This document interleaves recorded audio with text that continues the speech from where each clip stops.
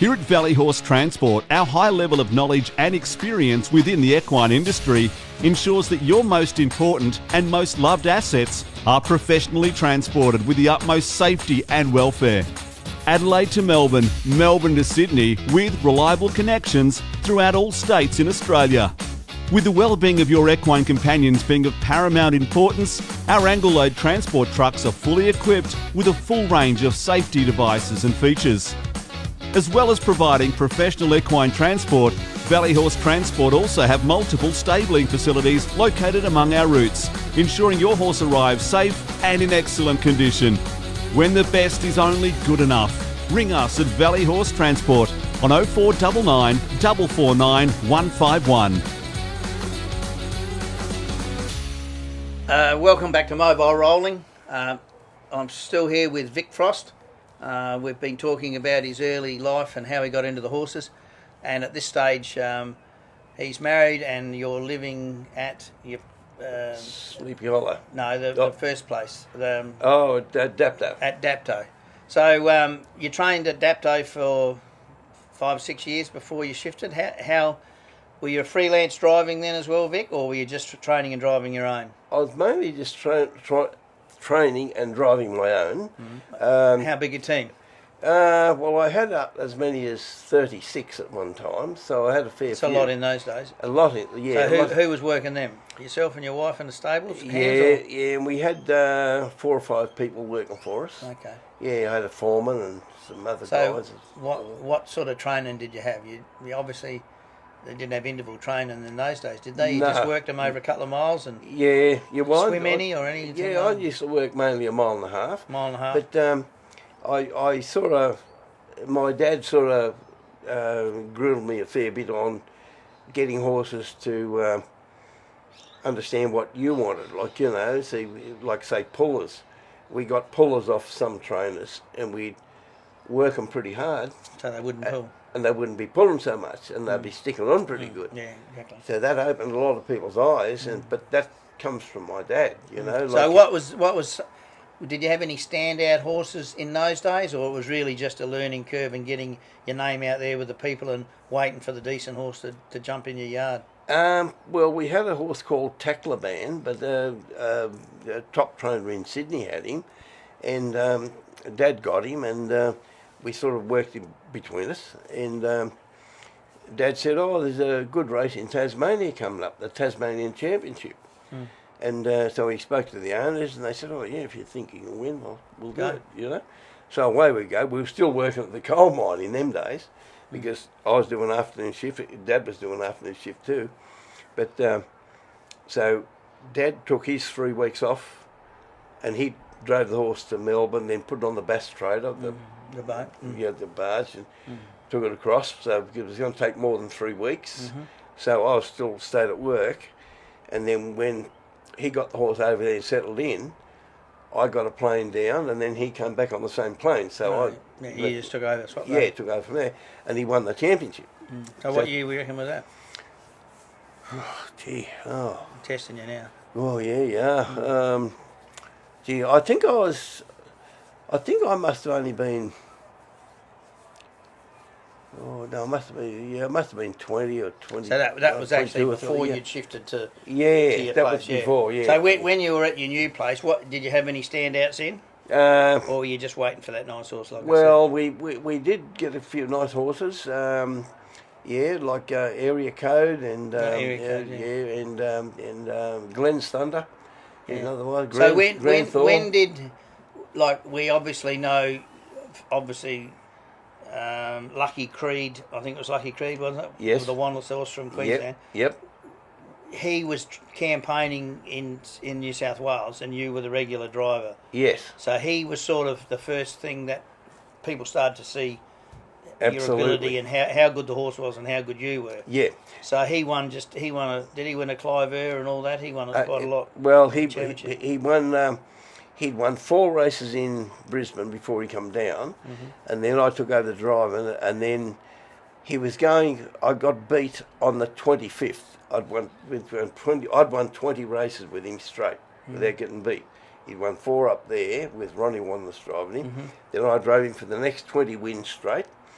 and I got beat at Harold Park one night. So that's pretty similar to Maori's Idol. He got done on the 25th too, didn't he? I think so, something like that. Yeah. So how did he get beaten?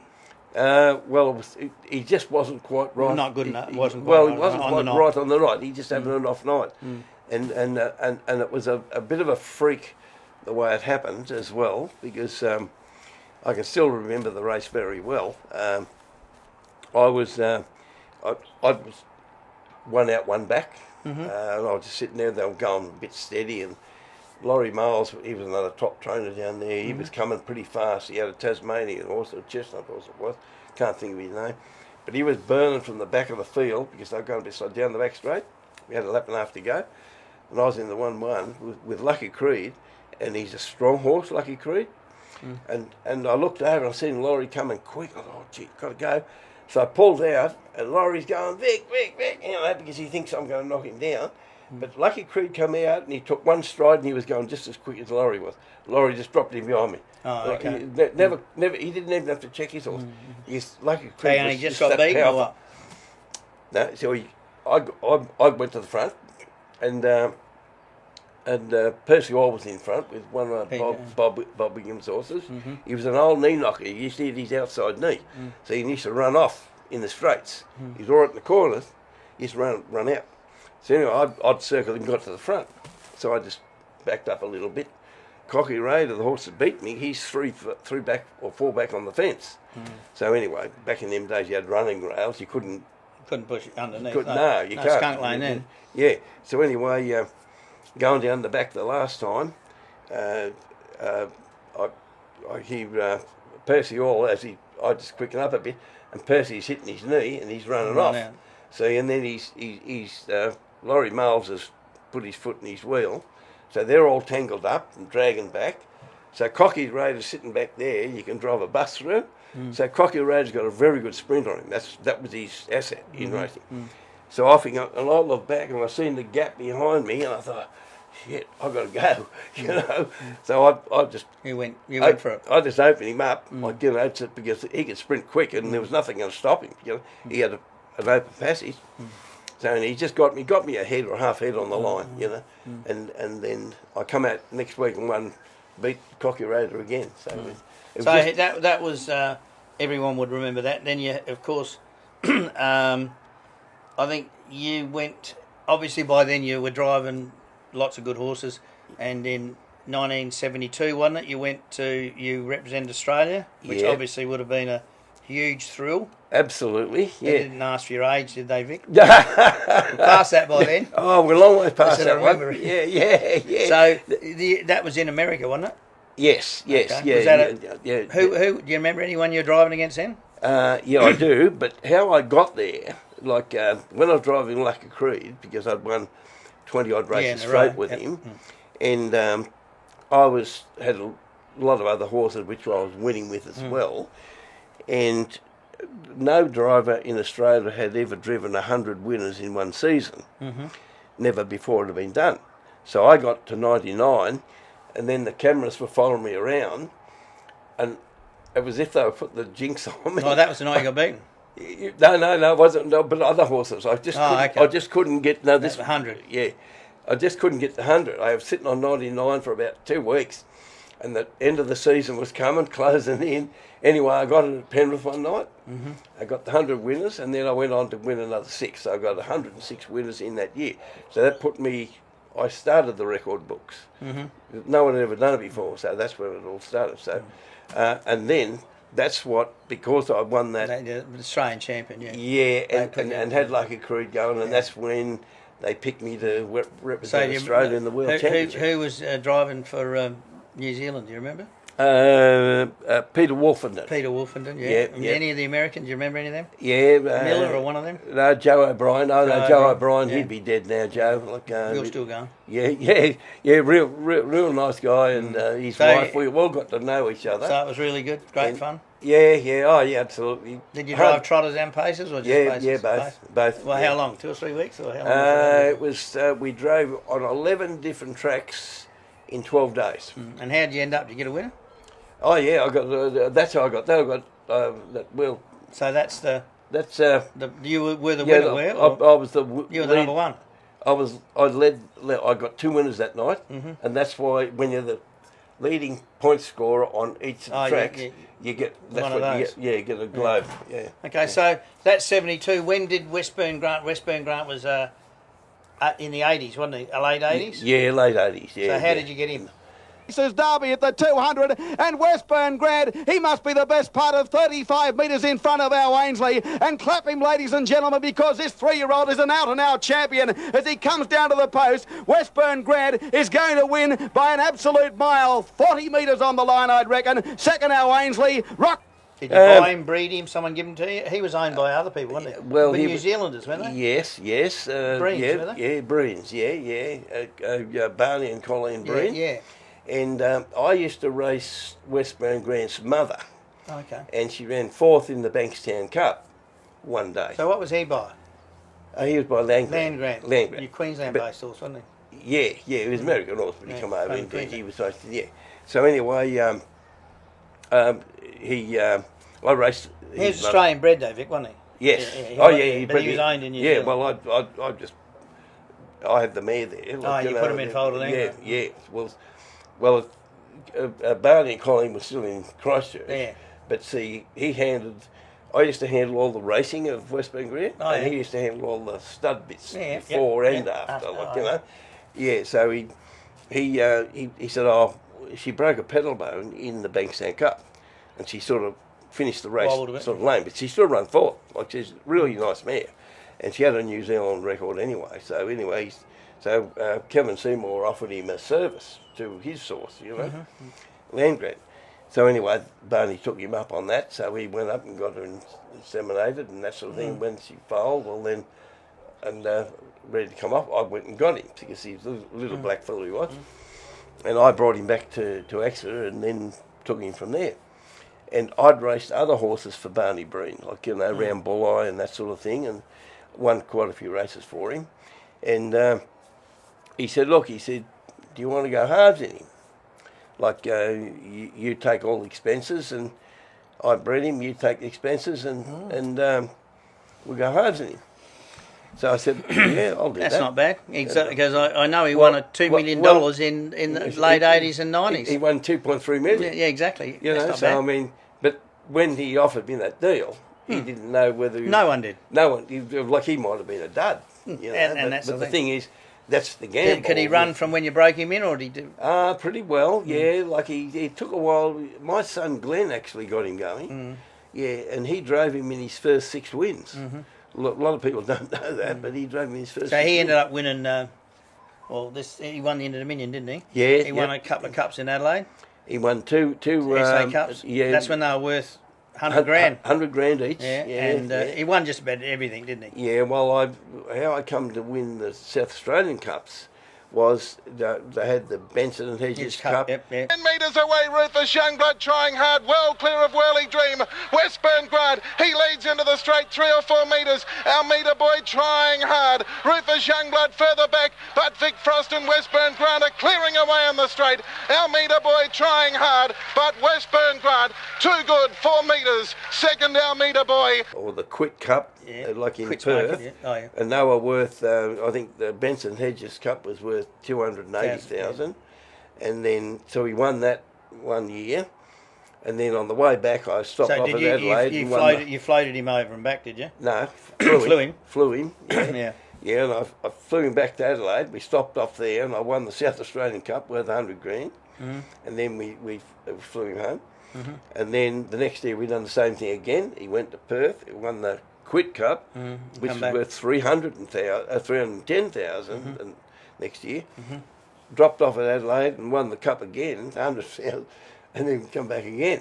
So, I mean, he was just a freak horse, He was... On the turn, 220 out though. It's Motor Power boxing on from All Meter Boy, then Kingston Low on the outside. At the 100, it's all Westburn Grant. Vicky Frost is jigging in the cart. He's 6 metres clear and holding double wipe. Then Kingston Low, Emperor Nero, All Meter Boy boxing on for the Miners, but it's a big win to Westburn Grant. Westburn Grant wins at about 8 metres to double wipe.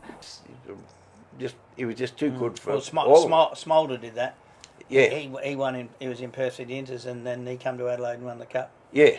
Yeah. So after Westburn Grant, you only really get one Westburn Grant. I mean, you'd had Lucky Creed, but you were a Westburn Grant. So he was finished in the early 90s, wasn't he? Yes. So since then, you've shifted up to where you are now, Sleepy Hollow. You've been up there since then. Yes. Since then. Yep. Yeah. And you sort of, you and your wife go. You're both hands on, but she sort of goes to the track, and you're goes to the tracker. Yeah. I'd rather stay. You drive all. My spies tell me you drive all the track work. Is that right? Yeah. Every day. Yeah, that's right. Yeah. Every day. Yeah, I drive all the track work. Yeah. So without getting, we could talk for hours and hours and hours, but so the best horses you had were obviously, Lucky Creed that you drove. You drove it in the World Championships and won races. You had Westburn Grant, who's won just about everything, derbies, whatever. What other horses did you drive that weren't yours that you thought, well, this is a bit special, I'd like to have this one? Did you have any outside drives that were? I was offered because I'd done so well over in the Perth. Like a lot of people thought, geez, relocate or pretty good trainer, So anyway, there were some owners over in the West, and they offered me a horse called Shandon. Mm-hmm. See, well, Shandon was a very good horse. Fred had that, Fred Kersley, didn't he? Yeah, Fred had him. Yeah, Fred had him. Actually, he broke down a couple of times, So, and I used to train Westburn Grant on the beach, and that's how that all. Where was the beach to there? I used to, down the coast. Oh, it used to take me an hour and a half to go down. Oh, yeah. Yeah, but I used to work him on the beach, and then wherever I took him, I'd have find to somewhere where you could even with Tasmania, I had to work him on the beach. And I'd travel for miles looking for a beach. So did you end up with Shandon, or you didn't have a go? Yeah, I trained him. I trained Shandon. And is he a classic Gary or not? he is classic Gary. Yeah, and I started him in Melbourne because the owners wanted me to sit him. He's a hard pulling horse. Yeah, well, he got beat. Says. Yeah, Fred tried to. He couldn't hold him in Melbourne there one night, and he was outside the lead and he couldn't hold him. Were you a strong driver for a little bloke? Oh yeah, you reckon you I can hold it pretty good. Yeah. I probably wouldn't now, but with arthritis and 2 operations on shoulders. Yep, understand. But back in those days, you could. Yeah, I could hold nearly anything, But so did you do any good with him? Yeah, I started him down there for 2 wins and a second at Moonee Valley in standing start races off back marks, and that taught him to sit a bit, Yep. Which was a good Settle move. Him down a bit, settling down rather than run down the gate because he could run, but then you couldn't stop him when you got him up ring. You couldn't stop. So we put him in standing start races where he had the field in front of him. He had to just sit, and so that was good. And then I brought him to Sydney for the Chariots of Fire, so that was 50,000. He won that. And then we brought him up here to Queensland. This is with Gail and I. Then we just got together, and brought him to Brisbane and the Gold Coast, and it was the Gold Coast Cup, I think it was, and Premier's Cup, was it? It could have been the Premier's Cup. That was worth 100 grand, so I won that, and then the next week the owner said, "Oh, there's 100,000 on at Brisbane, like at Albion Park." And they said, "Oh, Vic, he's never backed up. He's always been space." Yeah, always in the space he runs. And I said, "Oh, gee, look, he's going pretty good." I said, they said, "What do you think?" Like, yeah. And they said, "Oh, what do you? Oh, we'd rather." I said, "I think we should run him." So he wins that one. $100,000. It's pretty hard to say no to, And I said, "Look, I reckon he can win." So he won that too. So they were over the moon with him, So yeah. But anyway, so that. We're sort of getting a bit to the end of the time, so I'm going to ask you some quick ones. Best 3 horses you've seen other than yours, Westburn Grant, Lucky Creed. What's horses that you'd say? Any of the best that you know? There's thousands of them in there. Yeah, Hondo, Grant, Adios. Yeah. Some of that. There was one of those horses in the Miracle Mile there one day got galloped, and Christian Cullen, did you like him? He was a nice one. Christian Cullen, yeah, another horse, another Kiwi horse. Not Lacana, I don't think it was. I think it was Lacana. What about drivers? Who's the hardest you drive against? Brian Gath is one of the. Oh, he's still doing it. Yeah. He's great around them bends, isn't he? Oh, mate, he's a cunning driver. Brian, mate. Good. Some of the young ones want to watch and learn. Yeah. Well, I mean, Chris Alford. I mean, he's a top driver too, and there's a lot of top drivers around now. There is, and some of them are a bit under the radar. Yeah, that's right. So what about surely you had a punt once and got some money. What was your best? Surely, because you're pretty astute at getting some of them cockroaches. I've never punted. People have said to me, you must have got plenty off that, and it wasn't you. Yeah. Yeah, but I don't punt. I've had blokes punt for me, but not your own. Yeah, like plenty of blokes that come up and want to bet for you. Yeah, and give you a little if you win. Yeah, give me a piece out of theirs, But I've never actually punted myself, and it's a bit illegal now. Of course. Yeah, but you can't. So really not a bit illegal. It's a lot illegal. Well, it's only that's a funny thing though. You can bet your own and you get in trouble. Yeah. If we bet against you, you get in trouble. So what's the difference? That's right. So just a couple of quick ones. What do you think of today's harness racing against the old days where you had a run and roll, no skunk lane, etc., etc. A lot of stand and starts. Now it's different. Do you think it's better or worse, or do you think it's a sign of the times? I think it's harder now. The way the handicapping system is. Their handicapping system now is it's fair. It's fair. I think it's very fair, but it's bloody hard. It makes it hard to win a race. I think I don't know whether the handicapping system is the problem. Maybe it's the programming of that handicapping that makes it a bit difficult because they're all trying to even them up, and that it's a bit like the AFL with the draft. That's what it is. They want to look after those that aren't any good. So yeah. I mean, the days of seeing a horse win 5 or 6 derbies is just about gone because they're all programmed against each other, and we all want to see, as proven by Leap to Fame, everybody wants to see a champion. And for some reason, would he be the best horse you reckon you've seen in the last 30 years? Oh, absolutely. Yeah. They think he's the best horse in the world right now. Well, when he went the other night and he just lifted the reins and didn't touch him and didn't move, and he just put 30 metres in him in a flash. Well, he just goes into overdrive, and just down the back. I was thinking, gee, Grant, he went up the inside of a horse that was getting in his road. But he was looking after him too. Yeah. Well, Vic, we have to end it. We could sit here all day and all night. Yeah, it'd be great. But look, I'm sure the people watching our show would be wrapped in what you've told them, where you come from, that you still love your passion for the industry. You've been there, you've done everything, and it's been my pleasure to talk to Vic Frost. Thank you. Thanks very much, Gary. Thank you.